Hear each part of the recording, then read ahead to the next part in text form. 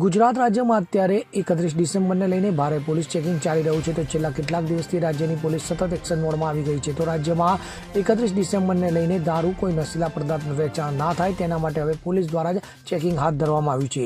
ત્યારે રાજકોટ શહેરમાં આગામી 31 ડિસેમ્બરની ઉજવણીના પગલે હવે પોલીસ પણ એક્શન મોડમાં આવી ગઈ છે. તો છેલ્લા કેટલા સમયથી ડ્રગ્સ અને દારૂના કેસ વધી રહ્યા છે. તો સાથે છેડતીના કેસોમાં પણ વધારો જોવા મળી રહ્યો છે, જેને પગલે આજરોજ રાજકોટ શહેર ક્રાઇમ બ્રાન્ચ ખાતે શહેરના તમામ હિસ્ટ્રી સીટરોને એકત્ર કરવામાં આવ્યા હતા.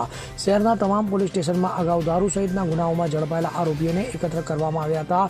તો 120 જેટલા આરોપીઓને પોલીસ સ્ટેશન ખાતે એકત્ર કરવામાં આવ્યા હતા. તો આ બધા જ હિસ્ટ્રી સીટરોને ડીસીપી બાંગરવા દ્વારા કડક સૂચના આપવામાં આવી હતી અને જો હવે પાસાના ગુનાગારો ઝડપાશે તો સીધા તેમના પર ગુજસી ટોકનો ગુનો દાખલ કરવામાં આવશે હોવાનું જણાવવામાં આવ્યું હતું. Bureau report CN24 news. હવે જુઓ દેશ દુનિયાની તમામ ખબરો તમારી આંગળીના ટેરવે. ઉઠાવો મોબાઈલ અને ગૂગલ પ્લે સ્ટોર પરથી ડાઉનલોડ કરો અમારી CN24 ન્યૂઝ મોબાઈલ એપ.